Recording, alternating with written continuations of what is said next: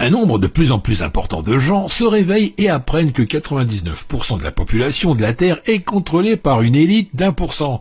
Mais saviez-vous qu'une famille, les Rothschild, règne sur tout, même sur cette élite de 1%?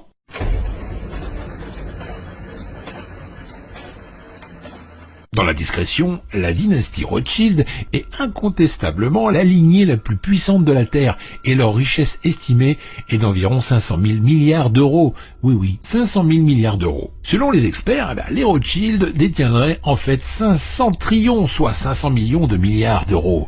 Waouh! Eh bien, sachez que si les Rothschild distribuaient leur argent à chaque être humain, sur Terre, cela ferait plus de 100 000 euros par habitant. Sympa, non?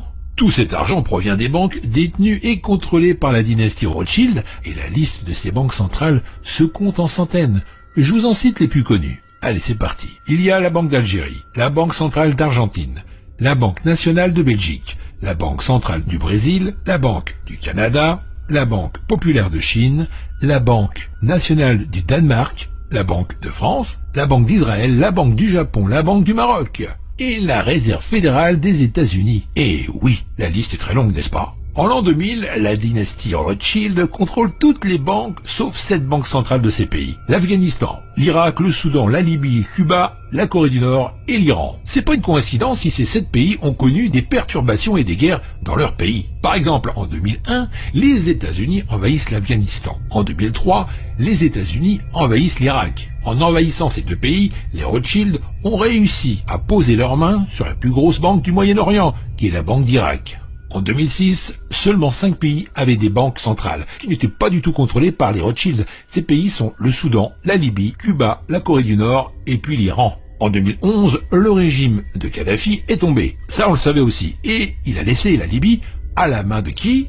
Des Rothschild, qui sont très satisfaits de la révolution libyenne qui a été approuvée et soutenue par M. Bernard-Henri Lévy. Et dans la même année, le plus grand pays d'Afrique en superficie, qui est le Soudan, se divise. Le Sud-Soudan devient un État indépendant le 9 juillet 2011 et sombre rapidement dans une nouvelle guerre intérieure cette fois. En 2013, seulement 3 pays restent debout et résistent encore à la main des Rothschild, qui sont Cuba, la Corée du Nord et l'Iran. Cuba ne va certainement pas tomber. Ce petit pays a tenu tête pendant des décennies aux États-Unis. Et Fidel Castro, le leader de la révolution cubaine, a tenu tête pendant plusieurs années aux États-Unis. Rappelez-vous, il a survécu à de multiples tentatives d'assassinat. Il a réprimé toute l'opposition politique sur l'île pour faire de Cuba un des fers de lance de la guerre froide. Le leader cubain a défié tour à tour pas moins de 11 présidents américains. Rien que ça.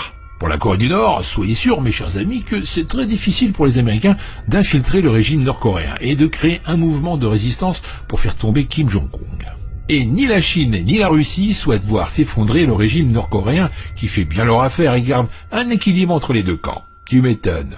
En ce qui concerne l'Iran, vous le savez très bien, l'Iran est armé jusqu'aux dents. Et c'est pas dans un futur proche que l'Iran tombera, surtout avec un PIB estimé à 412,2 milliards de dollars en 2016.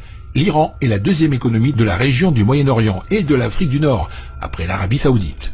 Sa population estimée à 78,8 millions d'habitants en 2015 place également le pays au deuxième rang des pays les plus peuplés du Moyen-Orient, derrière l'Égypte.